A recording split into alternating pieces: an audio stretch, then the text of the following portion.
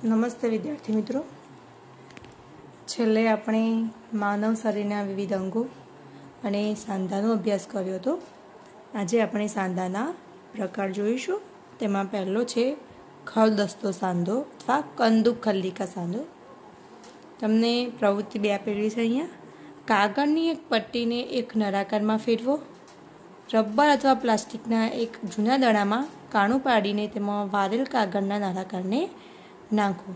एक दड़ो होय एने काणुं पाडवानुं अने पछी कागळनी एक पट्टी होय ए नळाकार स्वरूपमां फेरववानी अने ए कागळनो जे आपणे दड़ो बनाव्यो हतो तेमां कागळनो नळाकार नाखवानो, जेम के आकृति 8.2 मां दर्शाववामां आवेल छे।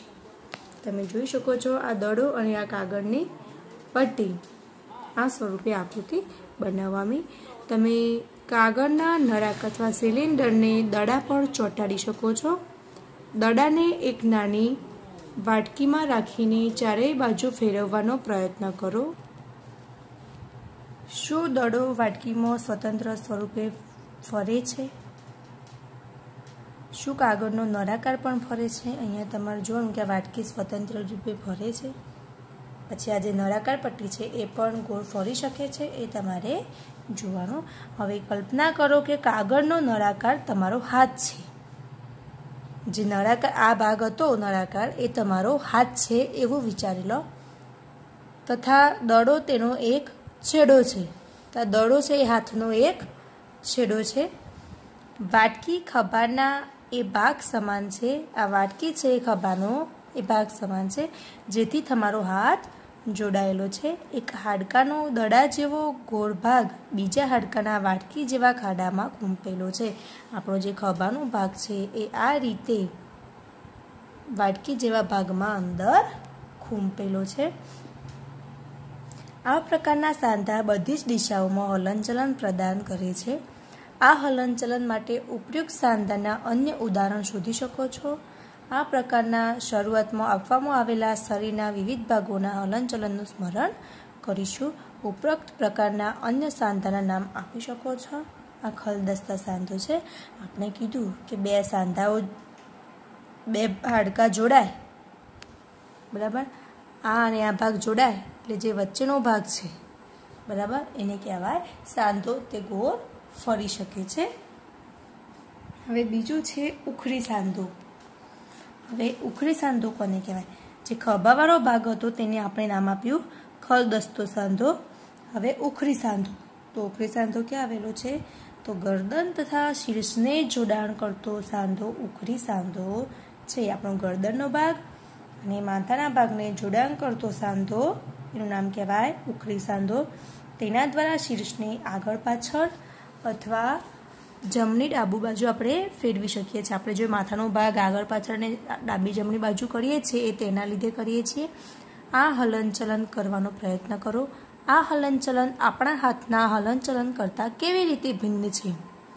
આપણા હાથનું હલનચલન અને જે આ શીર્ષનું હલનચલન છે એ કઈ રીતે અલગ છે? તો આપણા હાથનું હલનચલન હતું એ વર્તુળાકાર ફરતું હતું, જ્યારે માથાનો જે ભાગ હતો તે ગોળાકાર ફરશે નહીં, બરાબર।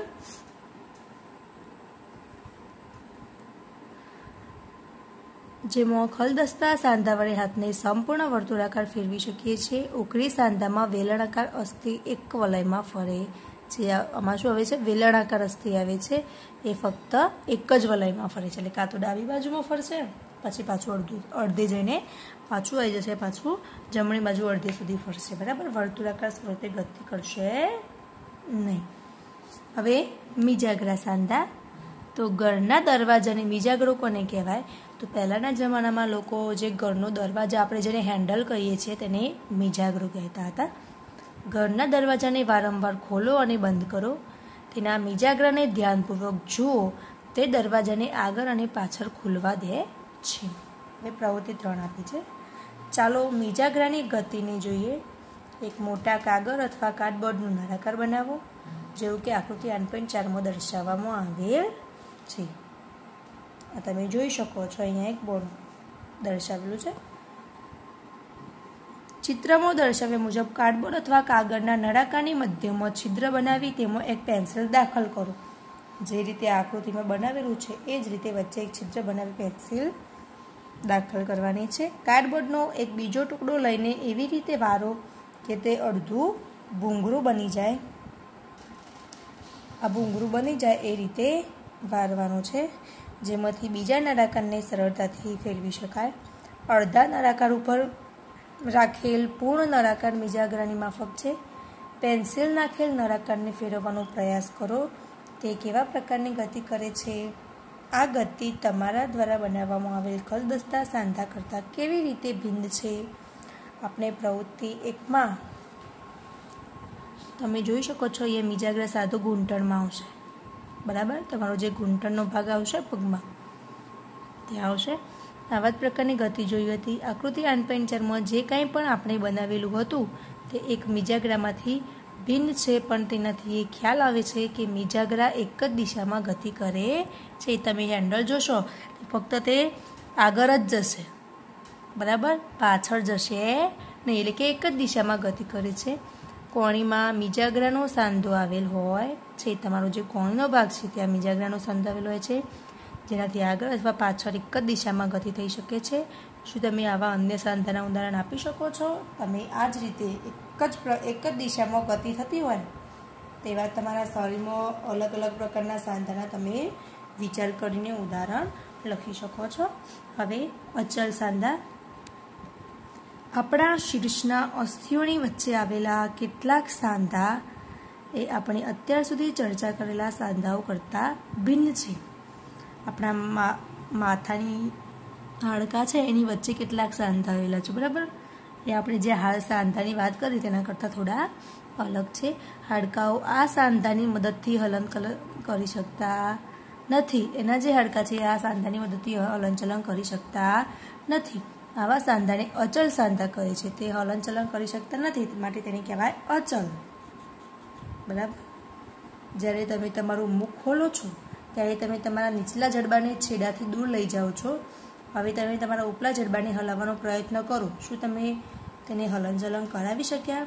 તમે મોઢું પહોળું કરો, બરાબર, તો જે નીચેનું જડબું એટલે કે નીચેના હોઠવાળો જે ભાગ છે તે તમે હલાવી શકશો. જ્યારે ઉપરનું જડબું એટલે કે જે ઉપરના હોઠવાળો જે ભાગ છે તે તમે હલાવી શકશો નહીં. એટલે કેવા અસ્થિ કહેવાશે? અચલ. ઉપરી જડબું તથા ખોપરીના કેટલાક અસ્થિ અચલ છે. આપણે માત્ર કેટલાક સાંધાઓની ચર્ચા કરી જે આપણે હાડકાઓને એકબીજા સાથે જોડે છે. આપણા શરીરના વિભિન્ન અંગોને વિવિધ આકાર કોણ પ્રદાન કરે છે? જો તમે એક ઢીંગલી બનાવવા માંગતા હોવ તો તમે પહેલાં શું બનાવશો? શક્ય છે કે ઢીંગલીને એક આકાર પ્રદાન કરવા માટે તમે એક માળખું તૈયાર કરશો? શું તમે એવું નહીં કરો? આપણે સૌથી પહેલાં કોઈ ઢીંગલી બનાવી હોય તો આપણે સૌથી પહેલાં શું કરીશું? તેનું કાચી આકૃતિ દોરીશું, એક કાચું ચિત્ર દોરીશું, બરાબર, કાં તો મગજમાં બેસાડી દઈશું અને પછી તે રીતે તેને દોરવાનો અથવા બનાવવાનો પ્રયત્ન કરીશું. તો આપણે પણ માનવ શરીરની રચના જોવાની છે, તેના અંગો જોવાની છે. તો આપણે પણ સૌથી પહેલાં એક ચિત્ર બનાવવું પડશે. આપણા તમે જોઈ શકો છો અહીંયા માનવ કંકાલ આપેલું છે. આપણા શરીરના બધા હાડકાઓ બસ એવી જ રીતે એક સુંદર આકાર પ્રદાન કરવા માટે એક માળખું તૈયાર કરે છે, જે માળખાને આપણે કંકાલ કહીએ છીએ. આપણા શરીરના બધા જ હાડકાઓ ભેગા મળીને રચના બનાવે છે, તેને આપણે કહીએ છીએ કંકાલ. દરેક વ્યક્તિના શરીરની અંદરની રચના આવવી જોઈએ છે, બરાબર. આપણે કેવી રીતે ઓળખીએ છીએ કે આ મનુષ્યના કંકાલની આકૃતિ છે? આપણે શરીરના વિભિન્ન હાડકાઓના આકારની જાણકારી કેવી રીતે પ્રાપ્ત કરીએ છીએ? શરીરના કેટલાક અંગોમાં આવેલ હાડકાં અને તેની સંખ્યા તેમજ આકાર વિશે આપણને ત્યારે ખ્યાલ આવે છે જ્યારે આપણે તેનો અનુભવ કરીએ છીએ. એક્સરે ચિત્ર દ્વારા આપણે શરીરના બધા હાડકાઓનો આકારનો ખ્યાલ મેળવી શકીએ છીએ. કદાચ આપણો હાથ કે પગ તૂટી જાય ત્યારે આપણે એક્સરે કરાવીએ ત્યારે આ પ્રકારની તમને એક્સરેની અંદર રચના જોવા મળે છે. શું ક્યારેય તમારું અથવા તમારા પરિવારના કોઈ વ્યક્તિના શરીરના કોઈ ભાગનો એક્સરે કાઢવામાં આવ્યો છે?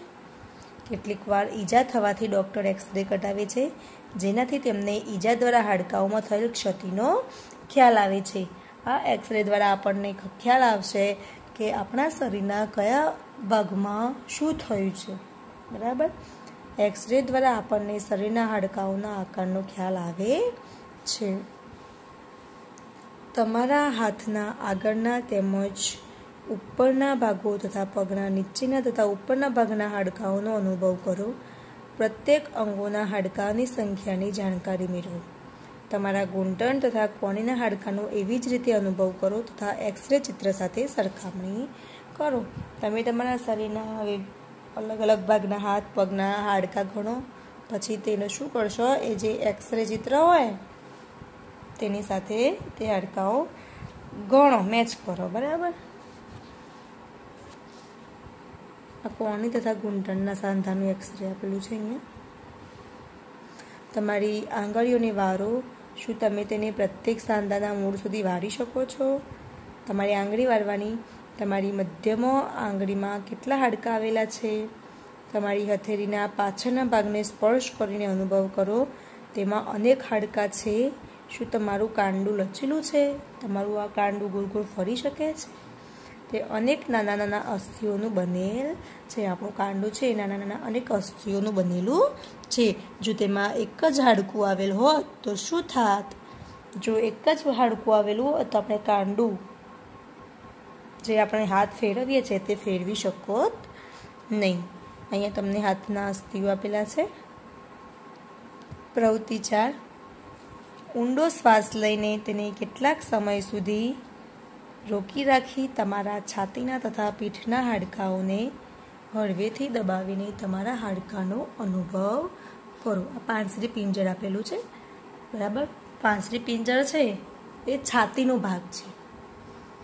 બરાબર. તમારા શરીરનો જે છાતીનો ભાગ છે તમે આ ચિત્રમાં જોઈ શકો છો. આ ભાગ શક્ય હોય એટલી તમારી પાંસરીઓને ગણો. આકૃતિ 8.9ને ધ્યાનપૂર્વક જુઓ અને છાતીના અસ્થિઓની સંખ્યાની સરખામણી આકૃતિ સાથે કરો. આપણે અહીં જોઈએ છીએ કે પાંસળીઓ વિશિષ્ટ રૂપે વળેલી છે. તે છાતીના હાડકાં અને કરોડસ્તંભ સાથે જોડાઈને એક પાંજરાનું નિર્માણ કરે છે. શું કરે છે? તે છાતીના હાડકાં અને કરોડસ્તંભ. કરોડસ્તંભ ક્યાં આવેલો હોય? તમારી પીઠ પાછળ. બરાબર. તો કરોડસ્તંભ અને છાતીના હાડકાં ભેગા થઈને એક પાંજરા જેવી રચના કરે છે. આ શંકુરૂપી પાંજરાને પાંસરી પિંજર કહે છે. આપણા શરીરના કેટલાક મહત્વપૂર્ણ અંગો તેનાથી સુરક્ષિત રહે છે. આપણા શરીરની અંદરના જે અમુક મહત્વના અંગો છે તે તેની અંદર સુરક્ષિત રહે છે. હવે આ કરોડસ્તંભ જે આપણા પીઠ પાછળ જે બધા મણકાઓ આપણે કહીએ છીએ, બરાબર, એ મણકાઓ જોડાઈને કરોડસ્તંભની રચના થાય છે. તમારા કેટલાક મિત્રોને ઘૂંટણ વાળ્યા વગર નમીને પગની આંગળીઓ સ્પર્શ કરવાનું કહો. ઘૂંટણ વળે નહીં તે રીતે પગને અડવાનું કરવાનું. બરાબર. ગરદનથી શરૂ કરીને તમારી આંગળીઓ તમારા મિત્રની પીઠ ઉપર ફેરવો. જે તમે અનુભવ કર્યો તે મેરુદંડ અથવા કરોડસ્તંભ છે. તમે તમારા મિત્રની પીઠ પાછળ અડશો તો નાના નાના નાના અનેક મણકા જોવા મળશે. બરાબર. તે શેની રચના કરે છે? કરોડસ્તંભની. તે અનેક નાના નાના હાડકાઓની બનેલી રચના છે. પાંસરી પિંજર આ અસ્થિઓ સાથે જોડાયેલ હોય છે. શું કરોડસ્તંભ એક જ લાંબા હાડકાનો બનેલો હોત તો તમારો મિત્ર આવી રીતે નીચે તરફ ફરી શકે? જો કરોડસ્તંભ છે, બરાબર, એક જ હાડકાનો બનેલો હોત તો શું એક જ હાડકું હોય તો હાડકું વળી શકત? આપણે નીચે નમી શકત નહીં. પરંતુ એ ઘણા બધા હાડકાઓનું બનેલું છે જેથી આપણે સરળતાથી નીચે વળી શકીએ છીએ. તમારા મિત્રને ઊભા થઈને હાથ વડે કોઈ દિવાલને ધક્કો મારવાનું કહો. હવે આ છે ખભાના અસ્થિઓ. તમને તેના ખભા આગળ બે ઉપસેલા અસ્થિઓ દેખાય છે. તેને સ્કંધાસ્થિ. સ્કંધ એટલે ખભો, અસ્થિ. બરાબર. આની સંધિ છૂટી પડે તો સ્કંદ વત્તા અસ્થિ એટલે સ્કંધાસ્થિ. ખભાના હાડકાં કહે છે. આકૃતિ 8.12ને ધ્યાનપૂર્વક જુઓ. અશ્રોણી અથવા નિતંબ અસ્થિ છે. આ સંરચના નિતંબ અસ્થિની છે. આ પેટી જેવી સંરચના બનાવે છે જે તમારા જઠરની નીચે આવેલા વિભિન્ન અંગોને રક્ષણ આપે છે. આ નિતંબના ભાગનો એ હિસ્સો છે જેની મદદથી તમે બેસો છો. નિતંબ અસ્થિ એટલે જેની મદદથી આપણે નીચે બેસી શકીએ છીએ. બરાબર. તમારી ખોપરી અને હાડકાઓ એકબીજા સાથે જોડાવાથી બનેલ છે. ઘણા બધા હાડકાઓ એકબીજા સાથે જોડાય અને ખોપરીની રચના કરે છે. આ આપણા શરીરના અત્યંત મહત્વપૂર્ણ અંગ મગજનું રક્ષણ કરે છે. તમને એક માર્ક્સમાં પૂછાઈ શકે કે મગજનું રક્ષણ કોણ કરે છે? તો ખોપરી. બરાબર. આ માનવ ખોપરી છે જે ખૂબ જ કઠણ ભાગ હોય છે જેનું આપણે આપણા કંકાલના ઘણા બધા હાડકાં તથા સાંધાઓની ચર્ચા કરી. કંકાલ સિવાય કેટલાક અન્ય એવા પણ અંગો છે જે હાડકાં જેટલા કઠણ હોતા નથી અને તેને વાળી શકીએ છીએ. તેને આપણે કોમલ અસ્થિ કહે છે. બરાબર. કેટલાક એવા હાડકાં છે કે જે એટલા કઠણ હોતા નથી. બરાબર. તેને કહેવાય કોમલ અસ્થિ. એટલે કોમલ વત્તા અસ્થિ. કોમલ એટલે નરમ. બરાબર. નરમ અસ્થિ કે જે સહેલાઈથી વાળી શકાય. તમારા કાનને સ્પર્શ કરો. શું તમે કોઈ હાડકાના કઠણ ભાગનો અનુભવ કરો છો જેને વાળી શકાય એવું પ્રતીત થાય છે કે તેમાં કોઈ હાડકાં આવેલ હોતા નથી? બરાબર. તમે કાનને સહેલાઈથી વાળી શકો છો તો તમને એવું લાગે છે, તમને રચના લાગે છે કે કંઈક આવેલું છે. બરાબર. પરંતુ તમે તો પણ તેને સહેલાઈથી વાળી શકો છો. શું તમને આંગળી વડે દબાવતા કાનની બૂટ તથા તેના ઉપરના ભાગમાં કોઈ ફરક લાગ્યો? આ કાનનો ઉપરનો ભાગ અને આ બૂટ કહેવાય. બરાબર. તો તેમાં કોઈ ફરક લાગ્યો? શું તમને એવું લાગ્યું કે કાનનો ઉપરનો ભાગ એટલો નાજુક નથી જેટલી આપણી કાનની બૂટ છે? જે આપણે અહીંયા બુટ્ટી પહેરીએ છીએ તે ભાગ ખૂબ જ નાજુક હશે, જ્યારે આ ઉપરનો ભાગ છે તે થોડો તેના કરતાં કઠણ હશે. તે કોમલ અસ્થિ છે.